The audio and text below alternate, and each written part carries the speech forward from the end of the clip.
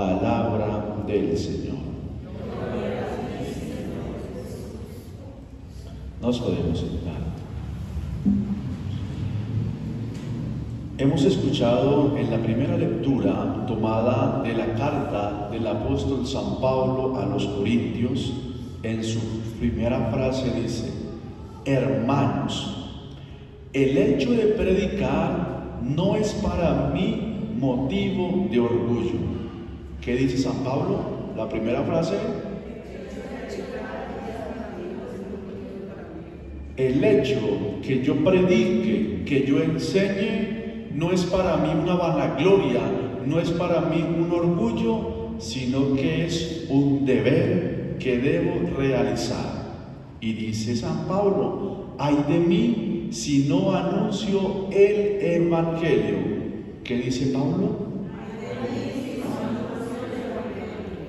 Cuando uno está en el proceso de la ordenación sacerdotal, recibe algo que se llama el ministerio, del lectorado.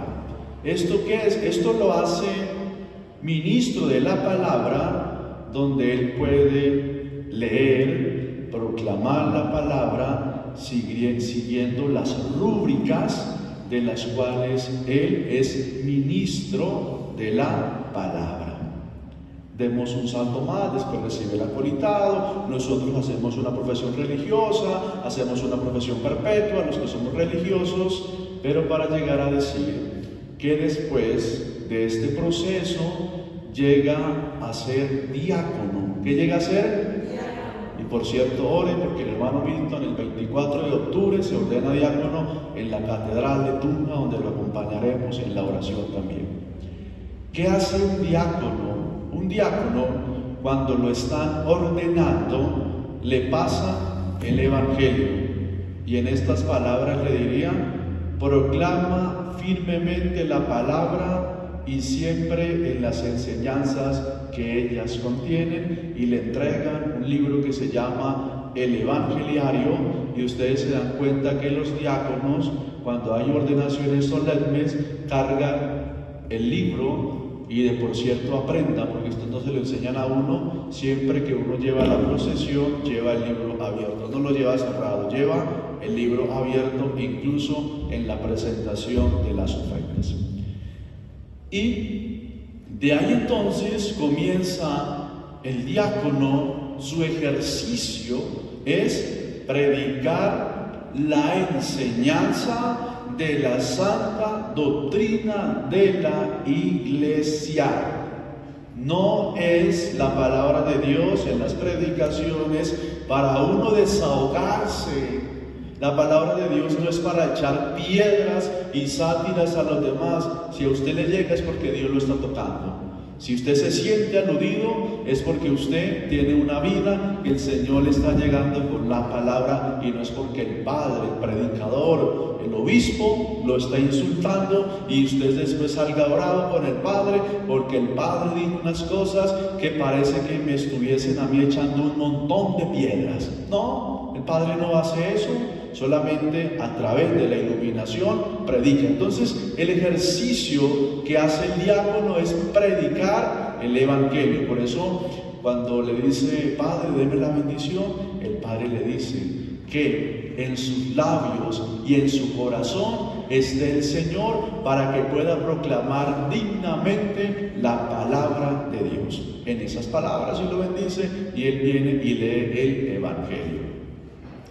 Y esto para decir que los obispos, es decir, nuestro arzobispo, en ellos decae o cae lo que se llama el depósito de la fe, de la cual ellos deben vigilar, guardar y ser fidedignos a la tradición de la Iglesia y a las enseñanzas.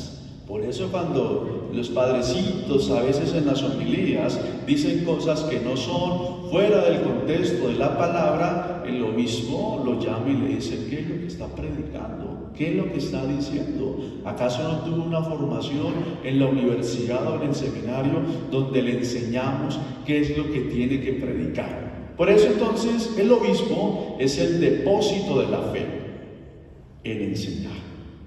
Pero también nosotros, es decir, los que no son fieles o infieles, los que no recibieron el ministerio ordenado como nosotros, el deber suyo también es de predicar. ¿El deber qué es? Predicar. La predicación no es solamente para los curas. Los curas, los sacerdotes, tenemos esa tarea, no obligación, esa tarea de poder enseñar, erguir y corregir en el nombre de ¿quién? De Dios. Por eso Pablo dice, para mí no es motivo de orgullo predicar, lo hago porque Dios me ha llamado, y ay de mí si no evangelizare. ¿Qué evangeliza usted en su casa? ¿Cómo predica la palabra de Dios? ¿Cómo enseña? Estamos en septiembre, mes de la Sagrada Escritura, y ojalá que por lo menos usted antes de irse a dormir lea un salmo o comience a leer algún libro de la Biblia para que usted aprenda. Si usted no entiende, pídale al Espíritu Santo que lo ilumine para que entienda los pasajes bíblicos, porque a veces es difícil. Si a veces nos cuesta a los que estudiamos teología no imaginarme a aquellos que no estudian y que dicen que son ungidos por el Señor y a veces predican bien, pero a veces dicen barbaridades que no tienen nada que ver con la palabra. Termina diciendo San Pablo, hay que luchar por la corona que no se marchita. Por eso yo corro, pero no al azar, lucho, pero no contra el aire, sino que golpeo mi cuerpo y lo someto, no sea que habiendo predicado a otros, yo me quede descalificado. ¿Predicando a quién? ¿Yo me quede qué? Como el dicho que dice que el cura predica pero no, eso se lo saben ustedes de memoria, para les caiga también a ustedes, ¿no? Vamos al Evangelio. En el Evangelio encontramos, vamos a leer la última parte. Dice Jesús, hipócrita. ¿Qué dice el Señor? Eres doble, eres falso, eres mentiroso, eres embustero. Dice, sácate primero la viga de tu ojo. ¿Qué dice? Y entonces verás claro para sacar la mota de tu hermano. Es decir, que antes que yo enseñe y predique, ¿qué pasa? Tengo que mirar ¿para dónde? Para adentro. Tengo que mirarme a mí tengo que mirarme, porque hay aquellos que son demagogos, fariseos, que no cumplen la palabra de Dios, y dice Jesús, y ponen cargas pesadas sobre los demás para que hagan, pero ellos no lo hacen. Ellos dicen, pero no lo hacen. Eso se llama ser un ¿qué? Dilo, un hipócrita. ¿Es qué? Ahora vamos al inicio. Comenzamos de atrás para adelante, no para que ustedes se emborrachen, sino para que entendamos lo que Dios nos quiere decir a nosotros. Y dice Jesús una pregunta: ¿acaso un ciego puede guiar a otro ciego? ¿Cuál es la pregunta? Díganlo fuerte. Muy bien, hoy es viernes, ya no tienen casi fuerza. La pregunta clara: ¿acaso un ciego puede guiar a otro ciego? Dice el Señor, los dos caerán ¿a dónde? Al hoyo, ya casi se cae la Biblia. ¿Los dos dónde caerán? Al hoyo. ¿Qué ceguera tiene usted en sus ojos que no le permiten ver? Porque usted quiere cerrar los ojos ante realidades que está viviendo. ¿Por qué usted no quiere ver más allá de sus narices aquellas cosas que hay? ¿Por qué usted sufre por las cosas de los demás? Porque usted quiere asumir en su vida esa mota, esa viga que llevan las otras personas. ¿Por qué? Antes dice el Señor, ¿cómo usted va a guiar a una persona si usted primero no ha revisado su vida? ¿Cómo usted va a decirle a una persona que haga algo en el cual usted no es capaz de realizar? Si nosotros nos dejamos guiar, ¿cierto?, por personas, porque les consideramos que son personas de bien. Uno cuando está pequeñito, tiernito, querido, cara bonita, lindo, hermoso, piel tierna, ¿quién lo guía a uno? ¿Quién lo guía? El papá y la mamá. ¿Son ciegos ellos? Pues se supone que no. Pero a veces sí son ciegos porque lo guían a uno mal. O no lo guían mal, no le dicen nada, lo dejan que uno haga lo que la gana se le dé, le forme pataletas, lloriqueos. Entonces usted papá, usted mamá, cuando no educa a un hijo, usted está siendo un ciego. ¿Y su hijo dónde va a caer? Al hoyo, al precipicio.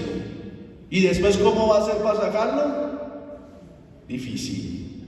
Cuando su hijo o su hija se le sale de las manos, ¿cómo hace? ¿Dónde está? En el fango, en el hoyo. Cuando ustedes y yo permitimos que la televisión nos guíe, ¿dónde vamos a caer? Al hoyo, claro, viendo programas que no producen nada, ¿no? Novelas, películas, canciones, en fin. Si usted se deja guiar por ellos, ¿qué pasa? Aquellas canciones de perrea mami, no sé qué. ¿Dónde está usted? En el hoyo. Cuando usted se dedica a ver cosas de internet solamente que le producen a usted alegría, pero que es un asco, ¿usted dónde está? En el hoyo. ¿Y quién lo está guiando? La televisión, la internet, que lo está llevando usted por otros caminos. Eso es lo que uno ve. Pero cuando uno tiene que dejarse guiar, no es porque nosotros seamos los mejores, pero sí por lo menos tenemos conciencia de aquellas cosas que hacemos mal. Por eso el Señor le dice, los dos van a caer en el mismo hoyo, en el mismo precipicio. Y dice el Señor, ¿por qué usted señala al otro y le apunta lo que hace? ¿Por qué le apunta? ¿Por qué no se apunta a usted mismo de aquellas cosas que hace mal?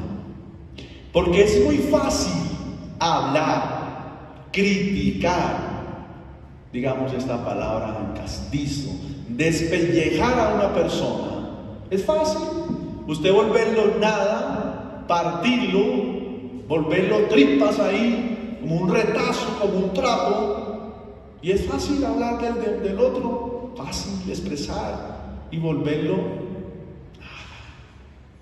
Y usted que hace esas cosas con el otro, dice el Señor, ¿por qué no te fijas en el bulto que lleva en el ojo? Y si está mirando al otro de las cosas que hace mal.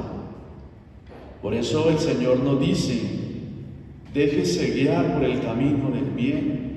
Hermano, mira lo que hay dentro de ti que no te permite ser feliz. Antes de poder criticar a una persona, reconózcale lo bueno, dígale sus cualidades que tiene, porque por más malo que yo sea, algo tengo de bueno. Por más pecador que yo tenga, algo tengo en mi corazón que me hace ser persona. Porque la dignidad de ser un hijo de Dios, solamente el Señor se lo concede Y solamente nosotros perdemos la dignidad del Señor cuando tenemos una espiga en el ojo. Por eso, queridos hermanos, es importante que hoy usted reconozca cuál es la viga que tiene, por qué tiene sus ojitos apagados, por qué tiene sus párpados caídos, aparte de no dormir bien, pero metafóricamente, ¿qué cosas tienes ahí? Tiene en tu ser que no has sido capaz de sacarlo. ¿Por qué eres tan agresivo en señalar? ¿Por qué eres tan inclemente en criticar? ¿Por qué lo hace? Porque es que a veces usted se refleja en el otro, y cuando usted se refleja en el otro, lo único que hace es destruir. ¿Y por qué lo hacemos? Porque tenemos un corazón envidioso. ¿Por qué lo hacemos? Porque no me amo a mí mismo o a mí misma. Y cuando yo me amo a mí mismo, a mí misma, me conozco, me purifico, quito lo que no tengo y lo que me hace mal en mi vida. Por eso es importante que sigamos caminando en la presencia del Señor. Cuando dice San Pablo, hay que predicar a tiempo y a distiempo. ¿Quién era San Juan Crisóstomo? Le decían pico de oro. ¿Cómo le decían? Y es el patrono de los predicadores. Es el patrono de las personas que son elocuentes, que tienen retórica para hablar, pero no hablan por hablar, sino que son contundentes. Él quería ser religioso en su primer momento, pero debido a la dificultad con su mamá o su papá, que no tenían los recursos, él se quedó en casa. Y en casa montó un oratorio, un lugar, y se dedicaba a leer la palabra de Dios. Luego fue a estudiar retórica con una elocuencia tan grande. Por eso cuando a uno desde pequeño le enseñan cosas, lo instruyen, uno va a ser una persona que aprende. Cuando usted le enseña a su hijo a venir a la iglesia, a doblar las rodillas, a clamarle a Dios, a tenerle temor a Él, cuando crezca, algo tendrá en su cabecita que al menos en una dificultad, por lo menos va a rezar unos 20 Padres Nuestros mientras les pasa el susto o le pasa algo, porque le han inculcado la fe. Y él entonces, ¿qué hizo? Ahí estando, se dedicó al estudio del oratorio y leía la escritura, y las homilías de él duraban 2 horas. ¿Cuántas horas? ¿Cuánto dura la homilía del Padre Inter? 10 minuticos nomás. Ustedes se cansan y comienzan a moverse y comienzan a abrirme la boca. Padre, termine rápido porque tenemos que ir a comer. Él predicaba 2 horas, pero leía la palabra de Dios y se instruía en ella. Y claro, por eso le decían pico de oro, porque todo lo que hablaba, lo hablaba con contundencia, lo hablaba con seguridad, que es lo más importante que un predicador tiene. Pero que también él pedía la iluminación al Espíritu Santo para hablar de la Sagrada Escritura. Tanto que hay que hablar de la Sagrada Escritura, pero a veces usted se cansa y se duerme. Pero sin embargo, haga el ejercicio de leer un salmo o comenzar a leer un libro de la Sagrada Escritura. Vamos a hacer oración porque hace días que no oramos la palabra. Hoy, Señor Jesús, me presento ante ti, me paro ante tu trono, presento a mis hermanos que están en esta Eucaristía. Señor, quiero entrar en mi interior, quiero revisar qué hay en mí. Y revisando mi vida, Señor, y revisando la vida de mis hermanos también, seguramente llegarán a la conclusión que algo tienen en sus ojitos, algo tienen. Y ese que tienen es la mota. Esos ojos, Señor, que tú nos diste, a veces son pecaminosos, hacen miradas que no son de Dios. Miramos cosas que no nos instruyen, miramos cosas que nos van llevando a otras situaciones. Pero hoy en tu nombre, Señor, vamos a quitar esa viga, ese bulto, ese obstáculo que nos estorba en nuestra vista. Te pido que pienses qué mota, qué obstáculo tienes en tus ojitos. Dios te los ha regalado. No sé de qué color sean, pero Dios te ha regalado tus ojitos. Quizás use gafas, pero puedes ver las maravillas que Dios ha realizado. Y hoy entrégale tu viga tu mota, tu pecado que tienes. Seguramente, Señor, hemos caído en el hoyo de la soberbia, de la intolerancia. Hemos caído en el hoyo de hablar mal del otro, de decir palabras que no son. Nuestra mirada, Señor, a veces es una mirada inquisidora, pero hoy, Dios, queremos mirar con tus ojitos, ojos de misericordia. Así cuando le preguntó el ciego, ¿qué quieres que haga por ti? Él le dijo, Señor, que vea. Hoy te pido al Señor que veas. Y a través de esta oración que estamos haciendo de la palabra, te pido, Señor, que sane nuestros ojos. Sánalos, Señor. Tú eres el médico auténtico del cuerpo y las almas. Que no se corte más nuestra vista, que nuestra vista contemple tus maravillas. Si es tu voluntad, Señor, hoy seremos sanos de nuestros ojos y estaremos con ellas, que son la ventana del corazón, para ver, contemplar la maravilla de la Eucaristía y todas las cosas bonitas que tú nos haces ver a través de tu misericordia. Danos tus ojos para ver el mundo con amor, como tú nos ves a cada uno de nosotros. Que así sea. Con el pan y vino presentemos al Señor nuestra vida, lo que tenemos en nuestro corazón, y continuemos con nuestra celebración eucarística.